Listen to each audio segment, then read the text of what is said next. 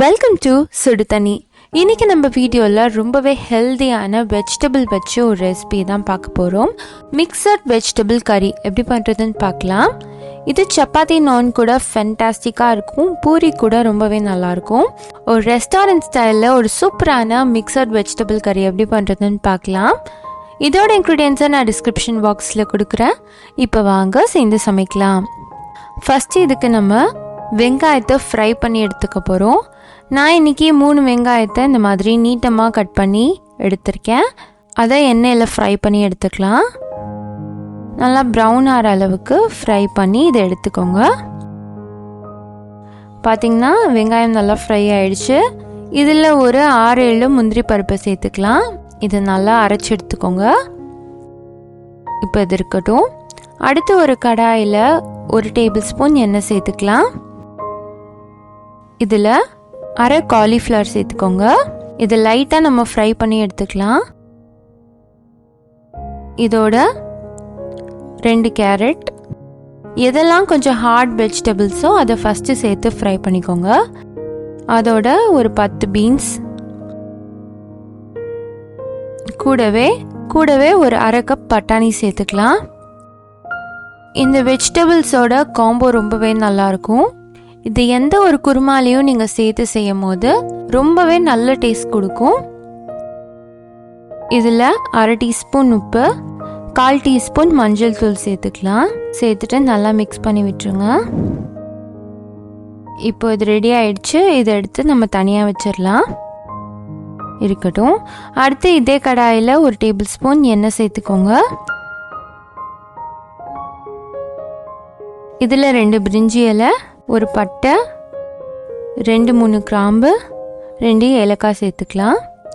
கூடவே 1 டீஸ்பூன் இஞ்சி பூண்டு விழுது சேர்த்துக்கிறேன். இதை பச்சை வாசனை போகிற அளவுக்கு நல்லா வதக்கி எடுத்துக்கோங்க. இது கூட 2 தக்காளியை அரைச்சி இதில் சேர்த்துக்கிறேன். தக்காளியோட பச்சை வாசனை போனதுக்கு அப்புறமா இதில் ஒரு பச்சை மிளகாய் சேர்த்துக்கலாம். கூடவே அரை டீஸ்பூன் உப்பு, அரை டீஸ்பூன் மிளகாய்த்தூள், அரை டீஸ்பூன் காஷ்மீரி மிளகாய்த்தூள், அரை டீஸ்பூன் மஞ்சள் தூள், 1 டீஸ்பூன் கரம் மசாலா, 1 டீஸ்பூன் மல்லித்தூள். இது எல்லாத்தையும் சேர்த்துட்டு நல்லா மிக்ஸ் பண்ணிக்கோங்க. இந்த பேஸ்ட் நல்லா ரெடி ஆகணும். ஒரு 5 நிமிஷமாவது ஆகும். பார்த்தீங்கன்னா இது நல்லா ரெடி ஆயிடுச்சு. இப்போ நம்ம அரைச்சி வச்சிருக்க ஆனியன் பேஸ்ட்டை உள்ளே சேர்த்துடலாம். சேர்த்துட்டு அதையும் நல்லா மிக்ஸ் பண்ணி விட்டுருங்க. தேவைப்பட்டுச்சுன்னா கொஞ்சமாக தண்ணி சேர்த்து இதை நல்லா மிக்ஸ் பண்ணிக்கலாம். இது கொஞ்ச நேரம் கொதிக்கட்டும். நல்லா ஒரு கொதி வந்ததுக்கப்புறமா இதில் நம்ம ஆல்ரெடி ஃப்ரை பண்ணி வச்சுருக்க வெஜிடபிள்ஸை சேர்த்துடலாம். சேர்த்துட்டு நல்லா மிக்ஸ் பண்ணிடுங்க. இதில் ஒரு அரை கப் தண்ணி சேர்த்துட்டு இதை நல்லா கொதிக்க வைக்க போகிறேன்.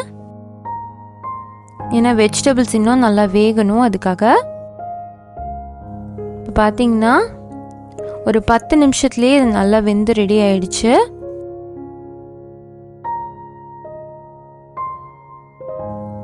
லாஸ்ட்டாக இதில் அரை கப் க்ரீம் சேர்த்துக்கிறேன்.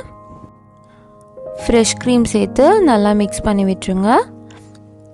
கொஞ்சமாக கசூரி மெத்தி, அதோட கொஞ்சமாக கொத்தமல்லி இலை சேர்த்துட்டு இது நம்ம இறக்கிடலாம். நம்மளோட சூப்பரான மிக்சட் வெஜிடபிள் கறி ரெடி ஆயிடுச்சு. பூரி சப்பாத்திக்கு ரொம்பவே சூப்பராக இருக்கும். அப்படி இல்லை ஏதாவது புலாவ், கீ ரைஸ் அந்த மாதிரி பண்ணுறீங்கன்னா அதுக்கு கூட இதை நீங்கள் தொட்டு சாப்பிட்லாம். ரொம்பவே நல்ல ஒரு காம்போவாக இருக்கும். கண்டிப்பாக மிஸ் பண்ணாமல் ட்ரை பண்ணி பாருங்கள். இந்த ஒரு சூப்பரான டிஃப்ரெண்ட்டான ரெசிபியாக கண்டிப்பாக நீங்களும் மிஸ் பண்ணாதீங்க. இந்த வீடியோ உங்களுக்கு பிடிச்சிருந்தா லைக் பண்ணுங்கள். சுடு தண்ணி சேனலை சப்ஸ்கிரைப் பண்ணுங்கள். Thank you.